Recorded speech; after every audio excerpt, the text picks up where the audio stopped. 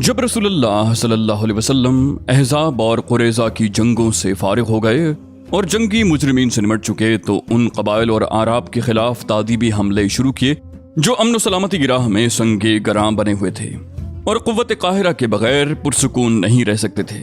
इस सिलसिले के सराया और गज़वात का इजमाली जिक्र कुछ यूं है। सरिया मोहम्मद बिन मुस्लिमा। अहज़ाब और कुरैज़ा की जंगों से फरागत के बाद ये पहला सरिया है जिसकी रवानगी अमल में आई। ये 30 आदमियों की मुख्तसर सी नफरी पर मुश्तमिल था। इस सरिये को नज्द के अंदर बुकरात के इलाके में दरिया के पास करता नामी मकाम पर भेजा गया। दरिया और मदीने के दरमियान 7 रात का फासला है। रवानगी 10 मुहर्रम 6 हिजरी को अमल में आई थी और निशाना बनु बकर बिन किलाब की एक शाख थी। मुसलमानों ने छापा मारा तो दुश्मन के सारे अफराद भाग निकले। मुसलमानों ने चौपाए और बकरियां हाँक ली और मुहर्रम में एक दिन बाकी था कि मदीना आ गए। ये लोग बनु हनीफा के सरदार समामा बिन असाल हनफी को भी गिरफ्तार कर लाए थे। वो मुसलमा कज़्ज़ाब के हुक्म से भेस बदल कर नबी अलैहिस्सलाम को कत्ल करने निकले थे, लेकिन मुसलमानों ने उन्हें गिरफ्तार कर लिया और मदीना लाकर मस्जिद नबवी के एक खंबे से बांध दिया। नबी अलैहिस्सलाम तशरीफ लाए तो दरियाफ्त फरमाया, समामा तुम्हारे नजदीक क्या है? उन्होंने कहा, ए मोहम्मद मेरे नजदीक खैर है। अगर तुम कत्ल करो तो एक खून वाले को कत्ल करोगे और अगर एहसान करो तो एक कदरदान पर एहसान करोगे और अगर माल चाहते हो तो जो चाहो मांग लो। उसके बाद आप अलैहिस्सलाम ने उन्हें इसी हालत में छोड़ दिया। फिर आप दोबारा गुजरे तो वही सवाल किया और समामा ने फिर वही जवाब दिया। उसके बाद आप अलैहिस्सलाम तीसरी बार गुजरे तो फिर वही सवालो जवाब हुआ। उसके बाद आप अलैहिस्सलाम ने सहाबा से फरमाया कि समामा को आज़ाद कर दो। उन्होंने आज़ाद कर दिया। समामा मस्जिद नबवी के करीब खजूर के एक बाग में गए, गुस्ल किया और आप अलैहिस्सलाम के पास वापस आकर मुशर्रफ बा इस्लाम हो गए। फिर कहा, खुदा की कसम रूए ज़मीन पर कोई चेहरा मेरे नज़दीक आप अलैहिस्सलाम के चेहरे से ज़्यादा मबगूज़ न था, लेकिन अब आपका चेहरा दूसरे तमाम चेहरों से ज़्यादा महबूब हो गया है और खुदा की कसम रूए ज़मीन पर कोई दीन मेरे नज़दीक आपके दीन से ज़्यादा मबगूज़ न था, मगर अब आपका दीन दूसरे तमाम अदयान से ज़्यादा महबूब हो गया है। आपके सवारों ने मुझे इस हालत में गिरफ्तार किया था कि मैं उम्रे का इरादा कर रहा था। रसूलुल्लाह ने फरमाया, खुश रहो और हुक्म दिया कि उम्रा कर लें। जब वो दियार कुरैश में पहुंचे तो उन्होंने कहा कि समामा तुम बद्दीन हो गए हो। समामा ने कहा, नहीं बल्कि मैं मोहम्मद सल्लल्लाहु अलैहि वसल्लम के हाथ पर मुसलमान हो गया हूँ। और सुनो, खुदा की कसम तुम्हारे पास यमामा से गेहूं का एक दाना नहीं आ सकता जब तक कि रसूलुल्लाह सल्लल्लाहु अलैहि वसल्लम उसकी इजाज़त न दे दें। यमामा अहले मक्का के लिए खेत की हैसियत रखता था। हजरत समामा ने वतन वापस जाकर मक्के के लिए गल्ले की रवानगी बंद कर दी, जिससे कुरैश सख्त मुश्किलात में पड़ गए और रसूलुल्लाह को क़िराबत का वास्ता देते हुए लिखा कि समामा को लिख दें कि वो गल्ले की रवानगी बंद न करें। रसूलुल्लाह ने ऐसा ही किया।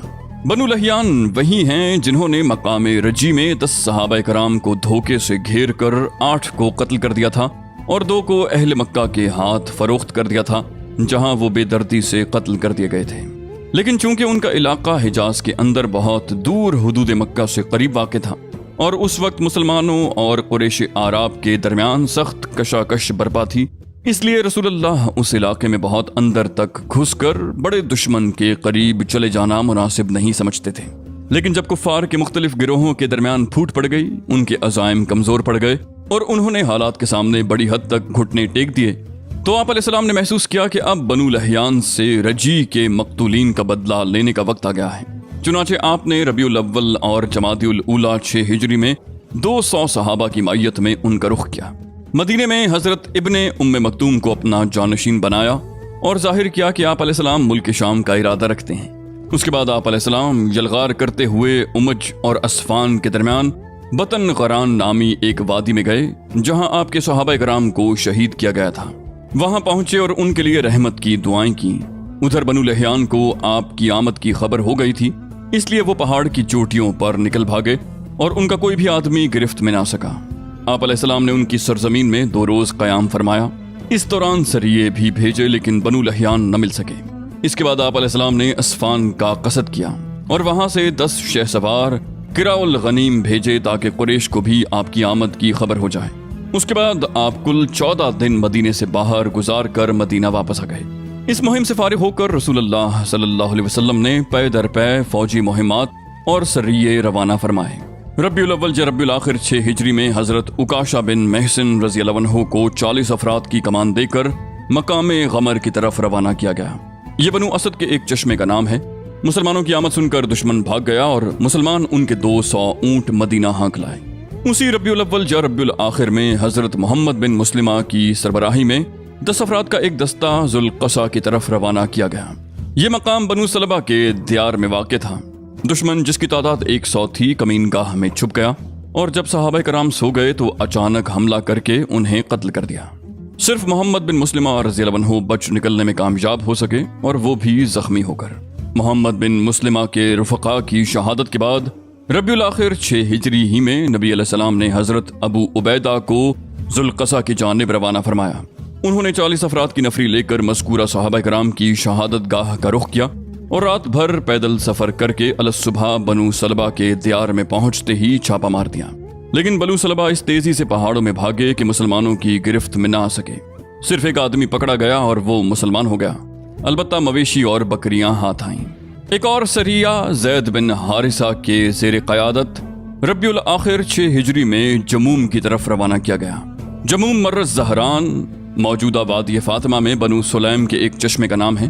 हजरत ज़ैद वहां पहुंचे तो कबीला मुज़ैना की एक औरत जिसका नाम हलीमा था गिरफ्त में आ गई। उसने बनु सुलैम के एक मकाम का पता बताया जहां से बहुत मवेशी बकरियां और कैदी हाथ आए। हजरत ज़ैद ये सब लेकर मदीना वापस आ गए। रसूलुल्लाह ने उस मुज़नी औरत को आज़ाद करके उसकी शादी कर दी। एक और सरिया ऐस 170 सवारों पर मुश्तमिल था और इसे भी हजरत ज़ैद बिन हारिसा की ज़ेर क़यादत जमातिउल ऊला 6 हिजरी में ऐस की जानिब रवाना किया गया। इस मुहिम में कुरैश के एक काफिले का माल हाथ आया जो रसूलुल्लाह के दामाद हजरत अबुल आस की क़यादत में सफ़र कर रहा था। अबुल आस उस वक्त तक मुसलमान न हुए थे। वो गिरफ्तार तो न हो सके लेकिन भागकर सीधे मदीना पहुंचे और हजरत ज़ैनब की पनाह लेकर उनसे कहा कि वो रसूलुल्लाह से कहकर काफिले का माल वापस दिला दें। हजरत ज़ैनब ने रसूलुल्लाह के सामने ये बात पेश की तो आप अलैहिस्सलाम ने किसी तरह का दबाव डाले बगैर सहाबा कराम से इशारा किया कि माल वापस कर दें। सहाबा कराम ने थोड़ा ज्यादा और छोटा बड़ा जो कुछ था सब वापस कर दिया। अबुल आस सारा माल लेकर मक्का पहुंचे, अमानतें उनके मालिकों के हवाले की, फिर मुसलमान होकर मदीना तशरीफ लाए। रसूलुल्लाह ने पहले ही निकाह की बुनियाद पर हजरत ज़ैनब को उनके हवाले कर दिया। आप अलैहिस्सलाम ने पहले ही निकाह की बुनियाद पर इसलिए हवाले कर दिया था कि उस वक्त तक कुफ्फार पर मुसलमान औरतों के हराम किए जाने का हुक्म नाजिल नहीं हुआ था। और एक हदीस में ये जो आया है कि आप अलैहिस्सलाम ने निकाह जदीद के साथ रुखसत किया था या ये कि 6 बरस के बाद रुखसत किया था, तो ये न मानन सही है न सनदन, बल्कि दोनों लिहाज से ज़ईफ है। और जो लोग इसी ज़ईफ हदीस के कायल हैं वो एक अजीब मुतज़ाद बात कहते हैं। वो कहते हैं कि अबुल आस 8 हिजरी के अवाखिर में फ़तह मक्का से कुछ पहले मुसलमान हुए थे। फिर ये भी कहते हैं कि 8 हिजरी के अवाइल में हजरत ज़ैनब का इंतकाल हो गया था। हालांकि अगर ये दोनों बातें सही मान ली जाएं तो तज़ाद बिल्कुल वाज़ेह है। सवाल यह है कि ऐसी सूरत में अबुल आस के इस्लाम लाने और हिजरत करके मदीना पहुंचने के वक्त हजरत ज़ैनब जिंदा ही कहाँ थी कि उनके पास निकाह जदीद या निकाह कदीम की बुनियाद पर अबुल आस के हवाले किया जाता। सरिया तुर्फ या तुर्क, ये सरिया भी हजरत ज़ैद बिन हारिसा की क़यादत में जमादिउल आखिरा में तुर्फ या तुर्क नामी मकाम की तरफ रवाना किया गया। ये मकाम बनु सलबा के इलाके में था।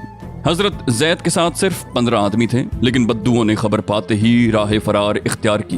उन्हें खतरा था कि रसूलुल्लाह तशरीफ ला रहे हैं। हजरत ज़ैद को 4 ऊंट और हाथ लग गए और वो 4 रोज बाद वापस आए। सरिया वादिउल कुरा, ये सरिया 12 आदमियों पर मुश्तमिल था और इसके कमांडर भी हजरत ज़ैद ही थे। वो रजब 6 हिजरी में वादिउल कुरा की जानिब रवाना हुए। मकसद दुश्मन की नक्लो हरकत का पता लगाना था, मगर वादिउल कुरा के बाशिंदों ने उन पर हमला करके 9 सहाबा को शहीद कर दिया और सिर्फ 3 बच सके, जिनमें एक खुद हजरत ज़ैद थे। सरिया खब्त का ज़माना रजब 8 हिजरी बताया जाता है, मगर सियाक बताता है कि यह हुदैबिया से पहले का वाक़या है। हजरत जाबिर का बयान है कि नबी अलैहिस्सलाम ने हमारे 300 सवारों की जमीयत रवाना फरमाई। हमारे अमीर अबू उबैदा बिन जर्राह थे। कुरैश के एक काफिले का पता लगाना था।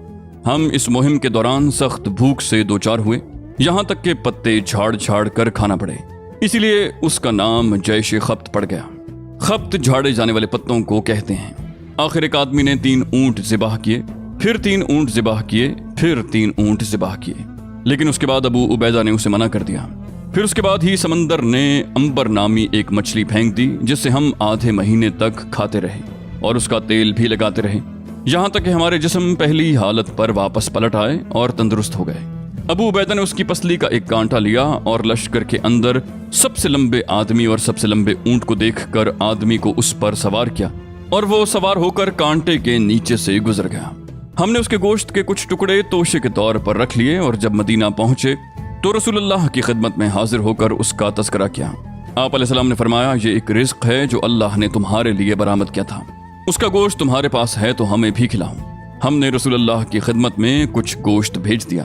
غزوہ بنی مستلق یا غزوہ مریسیہ، یہ غزوہ جنگی نقطہ نظر سے کوئی بھاری بھرکم غزوہ نہیں ہے، مگر اس حیثیت سے اس کی بڑی اہمیت ہے کہ اس میں چند واقعات ایسے رونما ہوئے جن کی وجہ سے اسلامی معاشرے میں اضطراب اور ہلچل مچ گئی، اور جس کے نتیجے میں ایک طرف منافقین کا پردہ فاش ہوا تو دوسری طرف ایسے تعزیری قوانین نازل ہوئے جن سے اسلامی معاشرے کو شرف و عظمت اور پاکیزگی نفس کی ایک خاص شکل عطا ہوئی۔ یہ غزوہ اہل سیر کے بقول شعبان 5 ہجری یا 6 ہجری میں پیش آیا۔ اس کی وجہ یہ ہوئی کہ نبی علیہ السلام کو یہ اطلاع ملی کہ بنو مستلق کا سردار حارث بن ابی ذرار آپ سے جنگ کے لیے اپنے قبیلے اور کچھ دوسرے عربوں کو ساتھ لے کر آ رہا ہے۔ آپ علیہ السلام نے بریدہ بن حسیب کو تحقیق حال کے لیے روانہ فرمایا۔ انہوں نے اس قبیلے میں جا کر حارث بن ابی ذرار سے ملاقات کی اور بات چیت کی، اور واپس آ کر رسول اللہ کو حالات سے باخبر کیا۔ جب آپ کو خبر کی صحت کا اچھی طرح یقین آ گیا تو آپ علیہ السلام نے صحابہ کرام کو تیاری کا حکم دیا اور بہت جلد روانہ ہو گئے۔ روانگی 2 شعبان کو ہوئی۔ اس غزوے میں آپ علیہ السلام کے ہمراہ منافقین کی بھی ایک جماعت تھی جو اس سے پہلے کسی غزوے میں نہیں گئی تھی۔ آپ علیہ السلام نے مدینے کا انتظام حضرت زید بن حارثہ کو، اور کہا جاتا ہے کہ حضرت ابو ذر کو، اور کہا جاتا ہے کہ نمیلہ بن عبداللہ کو سونپا۔ حارث بن ابی ذرار نے اسلامی لشکر کی خبر لانے کے لیے ایک جاسوس بھیجا تھا، لیکن مسلمانوں نے اسے گرفتار کر کے قتل کر دیا۔ جب حارث بن ابی ذرار اور اس کے رفقا کو رسول اللہ کی روانگی اور اپنے جاسوس کے قتل کیے جانے کا علم ہوا تو وہ سخت خوفزدہ ہو گئے، اور جو عرب ان کے ساتھ تھے وہ سب بکھر گئے۔ رسول اللہ چشمہ مریسی تک پہنچے تو بنو مستلق آمادہ جنگ تھے۔ رسول اللہ اور صحابہ کرام نے بھی صف بندی کر لی۔ پورے اسلامی لشکر کے علم بردار حضرت ابو بکر تھے، اور خاص انصار کا پھریرا حضرت سعد بن عبادہ کے ہاتھ میں تھا۔ کچھ دیر فریقین میں تیروں کا تبادلہ ہوا۔ اس کے بعد رسول اللہ کے حکم سے صحابہ کرام نے یکبارگی حملہ کیا اور فتح یاب ہو گئے۔